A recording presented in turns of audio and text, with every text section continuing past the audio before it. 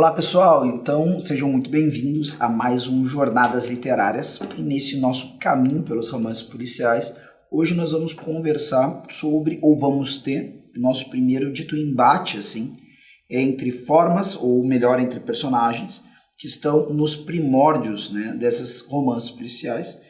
Então, esse personagem, o Dupin, ou Dupin, não sei muito bem como é que a gente pronuncia em francês esse nome. Até hoje eu também tenho essa dúvida, então eu vou chamar de Dupin aqui, só porque, pelo ser mais fácil, assim. Então eu vou chamar de Dupin também aqui, é que pra mim eu tenho mania de pegar essas línguas, muitas vezes dá uma exagerada na coisa, mas esse personagem, do Sir Edgar Allan Poe, ou seja, que não é um escritor francês, escritor americano, famoso pelas suas histórias de mistério, horror e morte, né? Nós temos aí ele num contexto que também não é o americano nem o inglês, como muitos estão acostumados, que é dentro de um contexto francês. No seu conto, um conto extenso, podemos chamar de conto, não chega a ser uma novela, né? Não, de forma alguma. É um conto. Até porque o que tem no começo é um mini ensaio, né? Um mini ensaio sobre raciocínio lógico, sobre faculdade de análise, né? A faculdade analítica. A história mesmo ela não é tão longa assim, né? Sim. Embora o conto como um todo seja um pouco mais longo que o normal, mas com certeza é um conto, né? Não tem a menor dúvida disso. E aí nós temos que é o assassinato na rua Morgue. E o outro seria, então, né, Os Seis Bustos de Napoleão, né, de Sir Arthur Conan Doyle, com o famosíssimo, né, o arquétipo máximo, acho que no imaginário de todo mundo, do detetive, que é Sherlock Holmes, né, o habitante aí de 221 Baker Street, né? 221B. B, de Baker Street, exatamente. E então é isso, esse é o nosso tema. É para a gente começar a entender essas diferenças, e eu vou começar, não sei nem a provocação, é só um comentário que me chamou muita atenção, né? A sugestão desse conto em particular foi inclusive do Mário, mas de como esse conto específico, né, dos Seis Bustos de Napoleão, ele atende uma série de coisas que a gente espera de um conto policial da Lavra do Doyle. Sim. Uma das coisas que me chamou a atenção, talvez vocês já tenham visto o jogo, né, Scotland Yard, né, Scotland Yard, que é um jogo de tabuleiro. Ele é um jogo, na verdade, onde você vai percorrendo, né, uma série de casas. Nessas casas existem pistas a serem consultadas, né, e ele tem um caso ali específico, uma série de casos que são dadas ali em ficha, não sei quem escreveu aqueles casos, um estilo, né, não sei como dar esse adjetivo, holmesco, Sherlockiano. Pode ser. Em inglês eles usam Holmesian. Holmesian. Exato. Então, mas parecia que eu estava lendo um daqueles cartões, assim, né? Daqueles tipos de... Então eu achei muito interessante. Porém, eu também fiz a experiência, eu não sei se foi também a experiência do Mário quando leu, quando releu. Tipo, tu tá lendo, tu já vai percebendo para que lado a história se encaminha. Por isso que eu vou fazer... Porque o sentido do jogo é justamente isso, a gente ligar, né, os pontos com as pistas que nos são dadas e a partir dali chegar à conclusão, geralmente 3 perguntas, o assassinato, a arma que foi usada e o motivo, algo do tipo, né? Então, eu não sei se foi a tua experiência, Mário, quando leu esse conto do... assim, eu não vou fazer essa comparação tua porque eu não conheço o jogo, né? Então, começa por aí. Mas realmente, o conto do Doyle, principalmente, não tanto o do Poe, o Assassinatos na Rua Morgue, mas o do Doyle, ele realmente parece um jogo mesmo. Ele é uma coisa realmente reduzida a, né, um enigma, certo? Não tem muita caracterização, os personagens que circundam a história são bem rasos. Exato. Eles são realmente mecanismos de roteiro, só para levar de um lado ao outro, para tu conseguir as pistas. E aquilo ali realmente parece para nós, que a gente que lê, talvez um leitor não tão habituado não perceba isso. Mas para quem já lê bastante história de detetive, ele parece mesmo um enigma que o autor propõe para né? E eu acho que é um tipo de enigma que o Doyle joga bastante limpo, então dá para tu chegar a uma conclusão, certo? Antes do fim da história. Tu tem as pistas necessárias para tu chegar nessa conclusão. A primeira vez que eu li, eu não cheguei. Hoje em dia eu sou um cara que tem bastante por ver filmes e ler muito esse tipo de história, eu muitas vezes saco o que vai acontecer, Sim. certo? Hoje em dia, em história. Então, agora, ali a primeira vez que eu li, eu não tinha me dado conta. Eu fui enganado pelo autor, mas relendo tu vê claramente, não dá pra perceber, certo? Exato. A única coisa nesse conto dos 6 bustos de Napoleão que tu não consegue saber é o que tem dentro do busto. É o que eu ia comentar, exatamente. Né? Mas tu saca, não, tem alguma coisa de valor ali. Isso é plenamente dedutível, né? Porque a única pista que ele deixa ali, que ele não abre, é a parte que o Holmes vai lá e ele vai procurar os jornais antigos e não diz o que ele está procurando, e é ali que ele descobre que, né, que ele faz a relação da joia roubada lá, nem me lembro onde agora, né? Mas e ali, essa pista fica... Engano, é a pérola negra dos Borgia, né? Algo que pertenceu aos Borgia e tudo mais. É a pérola mais valiosa do mundo, né? Algo desse tipo. Exato. Essa é a única pista que ele não te dá. Então, tu não tem como deduzir o que é. Mas tu pode deduzir muito bem que tem alguma coisa de valor ali dentro que alguém está procurando por aquilo, né? Então, ele funciona muito bem como um jogo, embora simplório enquanto história realmente, assim, né, na questão dos personagens, na questão do cenário, né? A minha visão, assim, é simplório, tu não vai te enriquecer muito, assim, né, de vivências pessoais lendo aquilo, mas é um jogo interessante, assim, até na questão da questão lógica mesmo, né, de um treino de lógica, por assim, né. É muito interessante. É exatamente essa questão do treino de lógica e dessa capacidade assim, de você ler uma história, se atendo aos detalhes dela para chegar a uma conclusão, isso me parece menos complexo. Porque aí é o que eu me pergunto. Não gosto disso. Eu gosto de livros que têm, né, uma pega abstrata, em que eu posso entender isso e aquilo, pode... Bom, aí é o que me parece que a pessoa tem uma tendência, isso é muito perigoso, quando a gente acaba formando a nossa imaginação a partir desse tipo de coisa, em acreditar, né, que as coisas podem, né, ser passíveis de todas as interpretações possíveis do mundo, né? E não, as coisas enquanto reais, elas são o que são e não podem ser uma série de outras coisas em vista disso que elas são. Sim, sim. Né? Então, a partir do momento que eu sou capaz de pegar essa história mais rasa, como tu colocou, Mário, assim, é isso. Os personagens são instrumentos dentro, né? É como se eu estivesse vendo um autômato por dentro. Na verdade, eu estou vendo as engrenagens que giram para ele se movimentar como se fosse um ser realmente vivo. Sim. Né?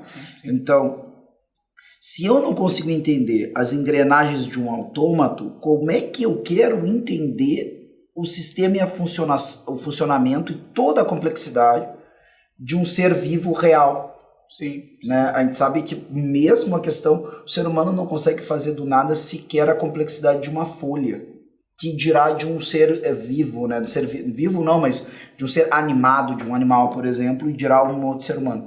Então, quer dizer, me parece também que pode ser uma excelente porta de entrada para o desenvolvimento da imaginação num sentido muito prático, que às vezes é desprezado. Sem dúvida. Em função de um apelo sentimental, por exemplo. Sem dúvida, sem dúvida. Exatamente. Em primeiro lugar, né, não seria uma coisa tão... Esse tipo de história, né, de investigação não seria uma coisa tão popular. Talvez hoje em dia já não seja tão popular quanto já foi. Minha impressão, não sei se é a tua, assim. Mas não seria tão popular se não tivesse alguma coisa ali de interessante. E eu acho que é justamente isso aí que pega. Por mais que seja raso,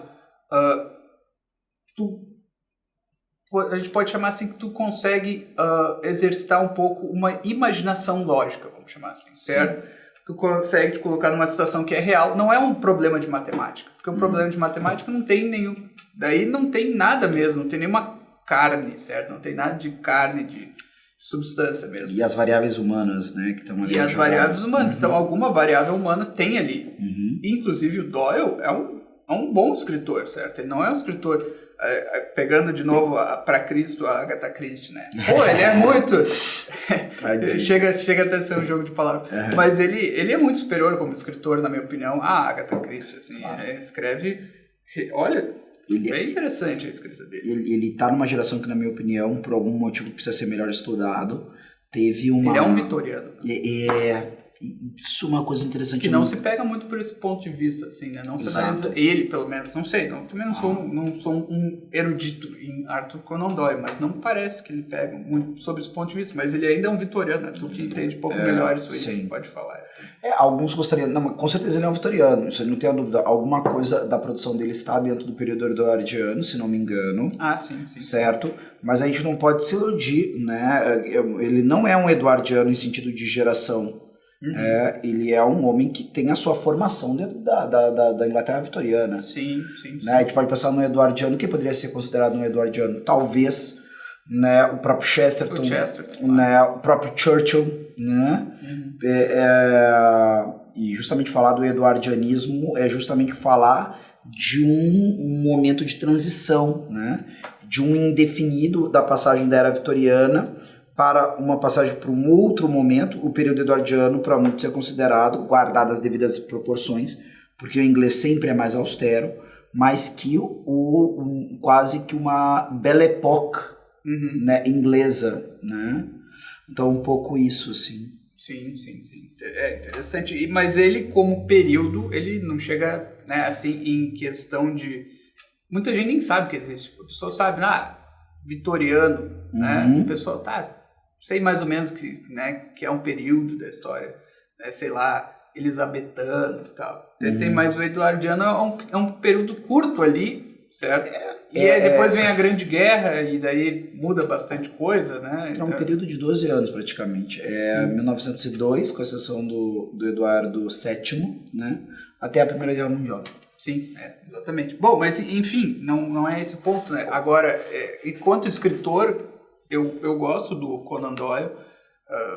Ele está longe de ser de estar entre os primeiros da Inglaterra, até porque tem muita gente boa, inclusive, né? Mas enfim, né? E aí a gente pode falar um pouco mais do Poe, né? Que é anterior. Que é anterior, exatamente. Exato. Que é esse ponto que tu ia trazer, né? Poe, né? E esse é o primeiro conto, certo? Os Assassinatos na Rua Morgue é o primeiro conto e é o que traz todos os elementos que vão configurar a tradição. Por incrível que pareça, a gente fala isso e talvez não soe tão impressionante quanto mas é muito, porque até hoje, certo? Todos os clichês, tudo que as pessoas têm na mente, assim, de clichê de detetive estava ali. É uma coisa bastante impressionante. Sim. Não, e me surpreende, por exemplo, a temática, como a coisa se desenvolve. A gente não avisou antes no outro, né, de alguma forma, para quem... Acho que é difícil alguém não ter pego o desfecho, por exemplo, da questão dos 6 bustos de Napoleão, mas se a pessoa não percebeu, há spoilers nesse vídeo, certo? Sim. Quero muito... Se você já teve sacrificado, né, em algum grau o conto do 6 bustos de Napoleão, agora saiba, se você quer, né, terá todas as surpresas, né, a partir de agora a gente vai falar na íntegra, sem restrição, do conto do Poe, né? Claro. Então, o que são esses clichês, né? É um negócio do detetive excêntrico, solitário, né, que tem uma, né? Ali a gente vê, inclusive, todos esses elementos que vêm do gótico, que a gente já falou tantas vezes, né? Ele é um cara que vive de noite, certo? Ele deixa bem claro ali que ele é um cara que gosta da noite, que durante o dia eles ficam trancados em casa, lendo, e de noite eles saem para vagabundear pelas ruas de Paris, certo? Tudo uma coisa assim que é da estética do gótico mesmo, desse cara solitário, excêntrico. E aí nós temos o Watson ali na figura do narrador anônimo, né? Na história não aparece o nome, né? Nunca aparece o nome dele, mas ele é o Watson. Ele é no Poe, esse narrador é um pouco mais sério, certo, do que o Watson. O Watson tem um elemento mais de alívio cômico. Ele é mais patetão, assim, certo? Meio, né, bonachão, esse tipo de coisa. Isso vê bastante até principalmente quando eles vão fazer filmes e séries, eles enfatizam bastante esse aspecto, né? O que surpreendeu alguns nesse filme que teve como Sherlock Holmes o Robert Downey Jr., né? Sim, mas teve o Jude Law como... Sim. Como Watson, né? E ele é um cara que enfrenta o Holmes, assim. Ele bate de frente, com várias escolhas que o Holmes faz, mas ele é uma adaptação, né? O próprio Holmes ali tá um cara, tudo bem, a gente sabe que o Holmes tem momentos de baixio, tem momentos em que aparece o Holmes, inclusive, usando estimulantes como, né, uma solução de cocaína, porque se via deprimido por falta de estímulo de novos casos. Só que o Holmes ali desses filmes parece um grande vagabundão, assim, meio um fora da lei, quase um fora da lei quase mesmo. Fora da lei. Não um que anda paralelo à lei, mas na mesma direção da lei, mas quase um fora da lei. E aí entra ali o Watson, que é um militar, o homem de ação, o homem organizado. Sim. Admira o gênio daquele cara, mas tem que toda hora pegar e dizer assim, né, dar noção pra ele de todo o resto, né? Exatamente. Não...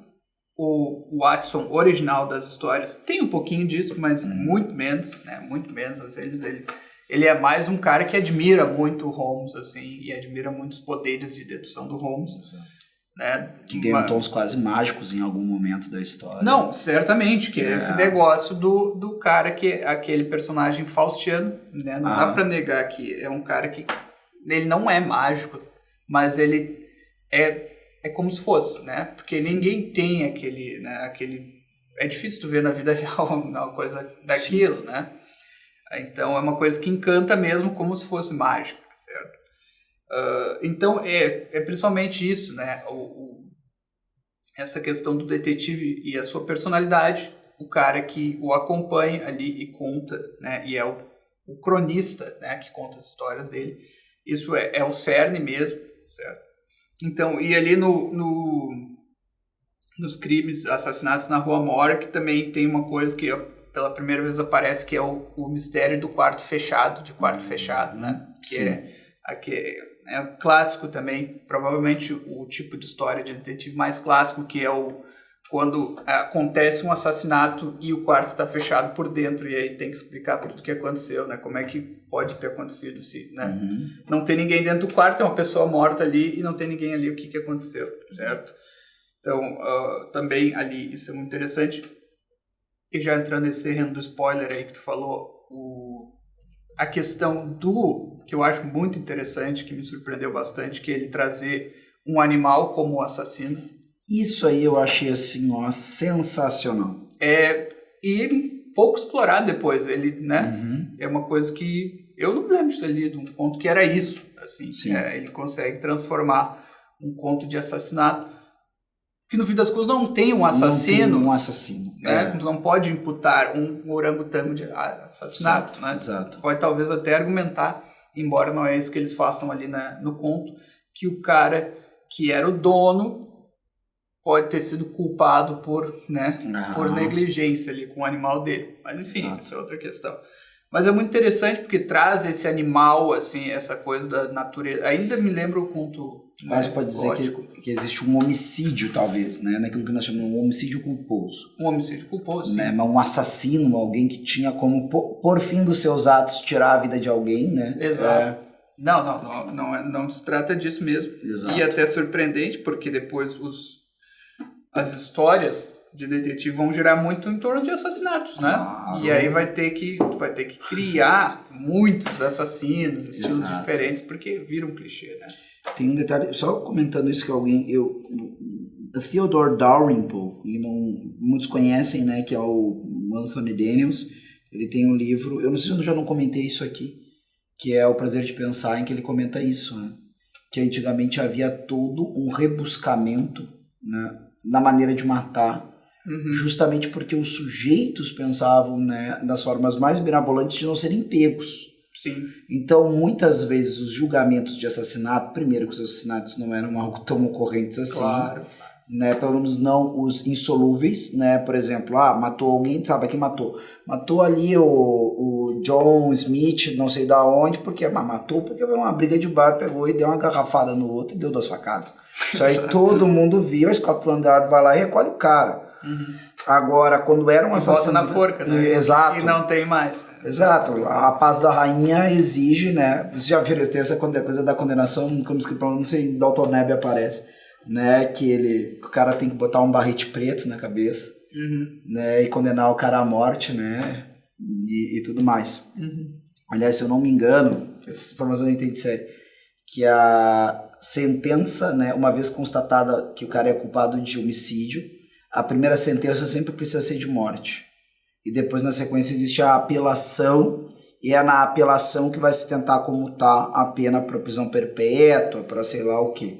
Mas a primeira pena é isso, né? É a pena de morte e depois a possibilidade de apelação. Não, e aí, dentro desse cenário, o rebuscamento nas mortes, tu fazer todo um jogo, porque é cinematográfico, geralmente, né? Nas histórias do detetive, a dificuldade, principalmente num romance que tem que estender a coisa, é porque o cara fez, né? O assassino fez 500 mil coisas mirabolantes, se disfarçou de não sei o que, entrou por uma passagem secreta, e aí, né? E aí tem toda essa explicação. Agora, isso faz bastante sentido dentro de um contexto onde, se me pegar, eu vou pra forca, certo? Sim. Hoje em dia isso não tem. Exato. Ou se me pegarem, eu vou pra forca, ou então, às vezes, quando não envolve um assassinato, quando me pegarem, eu vou ter uma vexação muito severa da honra. Sim. Outra coisa que hoje em dia... Exato. Eu quero roubar, mas ai de mim se algum dia se fizer o que se faz hoje em dia com personalidades que são pegos em improbidades administrativas e coisas do tipo. Né? Tu ser um político e te apontarem na rua, bateu um ladrão, porque tu mandou, sei lá, dinheiro pras caimã, que era, sei lá, da merenda das criancinhas. Sim. Né? Isso era intolerável pro sujeito. Sim. Então ele vai fazer essas coisas todas. E o Dalrymple conta que existem... Aí ia desgraçar não só o cara, mas a família. A família, exatamente. Há sujeitos que se matam, né? Claro. E aí e ele diz que isso vinha em grandes compilados, haviam edições que narravam de maneira literária esses grandes julgamentos. Sim. Né? E que, claro, cada vez ficando mais vulgar os crimes, os sujeitos tendo cada vez menos cuidado para serem pegos, esse tipo de coisa acabou, né? Exatamente. Que talvez explique um pouco, né? Que hoje em dia até tem, né? Mas os romances policiais me parece cada vez mais difícil de se escrever, porque, né? O crime se tornou uma coisa muito mais banal, assim, que era, né? Enfim, né? E a gente estava falando, mas ainda puxando a questão do orangotango como o assassino, né? Eu acho muito interessante porque ele me lembra ainda os contos góticos, mas trazendo para essa terrestrialização, ao invés de um monstro, de um ogro, alguma coisa fantástica, assim, não, é um animal que existe, certo? Então é ainda esse negócio que para mim confirma cada vez mais essa tese, que é o romance gótico trazido para um cenário mais realista de cidade urbano, né? Então para mim faz todo sentido esse primeiro conto policial ter um assassino como esse, assim. E ainda uma outra coisa, né? É o animal fora do seu habitat. Exato. Porque se nós vamos para um ambiente, né, de um ambiente selvagem, né, seja selvagem literalmente de selva ou de algum tipo de, né, terreno que se presume que vai haver animais desse tipo, tudo bem, você vê um leão num local, numa savana, se você está num local seguro, tudo como Dantes no Castelo de Abrantes, né, você observa aquilo, ok, você vai ficar com medo, né, de ser morto se você tiver à mercê desse animal. Agora, na cidade existe um duplo elemento. Primeiro, o medo do animal em si, que você teria numa savana, mas também depois o nonsense mesmo. De você ter um orangotango, de você ter um leão, você ter algo assim, um urso, que nem acontece volta e meia em cidades que estão próximas a florestas, esse tipo de coisa, porque é um negócio que é como se fosse uma desordem, né? É uma coisa desordenada. Não era para estar aqui. Exato. Ele não pertence, né? E nisso ele tem a característica de monstro. Porque vai contra a natureza daquele habitat. Exato. A cidade é o habitat do homem, não do bicho. E dá ordem, né? E dá ordem, exato. E acaba sendo um símbolo também para essa natureza também do criminoso. Do criminoso, exatamente. Embora não seja um criminoso, ele acaba sendo um símbolo do criminoso, que é esse cara que né, ao invés de submeter a ordem da cidade, ele, né, traz essa lei da selva, né, essa lei selvagem e tudo.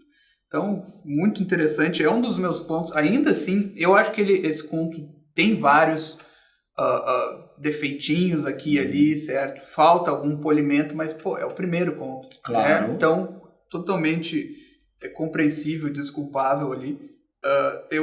Mas ainda com todos esses probleminhas, ainda que tenha que eu acho muito legal, mas tem um pequeno ensaio antes da história começar, né? Que eu acho bem legal. Também esse ensaio traz alguns insights interessantes, um pouco também é um pouco confuso em alguns pontos, Mas, enfim, traz alguns insights interessantes que eram do Poe mesmo. Né? O Poe era um cara que gostava de lógica, gostava de matemática. Até o Chesterton fala que o elemento esse elemento de terror que o Poe traz muito é porque ele era um lógico, né? Não é porque ele era cara de imaginação, que ele também era, mas ele faz essa articulação de ideias aí, o Chesterton, né? Falando sobre o Poe, mas assim, ainda é um dos meus contos preferidos né? Eu sou suspeito de falar porque sou muito fã do Poe, mas ainda é um dos meus contos policiais preferidos, assim, apesar de, né, tem vários probleminhas. Eu acho que ele poderia ser uma história maior, inclusive. Há ali elementos para podia fazer uma novela, podia fazer até um romance. Não era do interesse do Poe, né, porque ele era um cara ali com vários problemas na vida, então tem um cara que é problemático, assim, E aí ele não era um cara de produções de fôlego, certo? Ele fazia coisas, ele escrevia contos e até poesias, até poemas relativamente curtos, né? Ele não era cara para escrever um épico, um romance, tanto que não escreveu. Escreveu Relatos de Arthur Gordon Pym, lá, que é uma novela, não chega a ser um romance. Foi o máximo que ele fez de, né, mais longo, mas enfim, acho, né?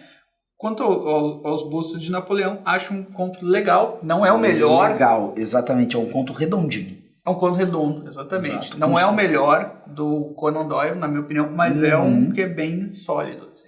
É que nem o pessoal perguntar, começa o Tolkien por onde? Tem gente que diz assim, eu já vi gente discordando dessa visão. Mas eu sempre diria, começa pelo Hobbit. Ele é redondinho, tem problemas, tem limitações. É evidente.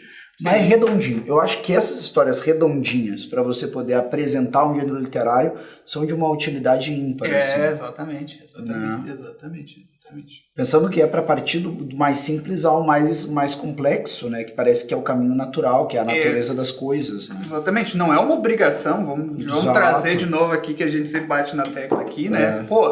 Começar por qual livro? Cara, começa porque tu tem à tua frente. Eu quero seguir uma ordem aqui. Tá, então começa. Vai ter algum livro ali que é um pouco melhor para tu começar? Vai. Não é obrigatório, mas é esse negócio que tu tá falando.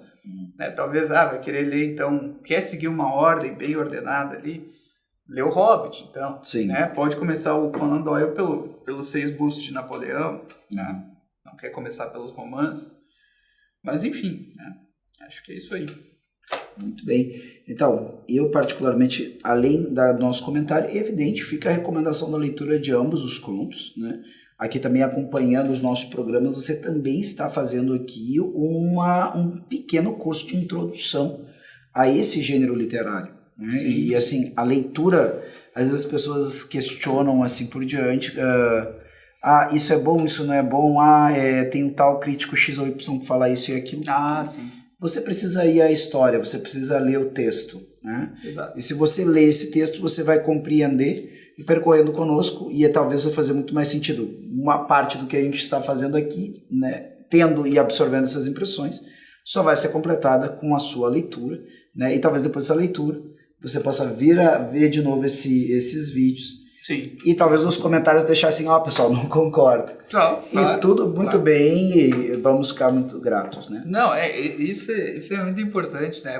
Sempre vai ter alguém, inclusive gente de peso, que vai dizer, não, tal cara não é bom. Eu não gosto do Shakespeare. Eu não gosto do Camões. Tinha gente que dizia isso. Claro. E tem, inclusive, a gente, né? E bom, só que tu quer saber mesmo, tu tem que ler. Tudo tem que ler, certo? Não existe, não, por como é que chama, né? Por delegação, né? Vou delegar para o crítico aqui. Não, tudo bem, é bom. Mas o crítico é bom para tu saber a opinião dele. Agora, para ele dizer assim, não, Edgar Allan Poe não é bom, ou é sobre literatura, olha, ele pode dar a opinião dele. Agora, para tu saber mesmo, é só tu lendo. Né? Exatamente. Bom, então, ficamos por aqui, acredito eu. Né? Então, apresentando para quem, né, nos viu, nos acompanhou até agora, a ideia, especialmente desse nosso episódio, foi tentar observar quais são os fundamentos práticos, mais do que qualquer teoria, né, desse gênero, né, policial. Eu espero que você tenha aproveitado e conto com a sua presença no nosso próximo encontro. Até lá!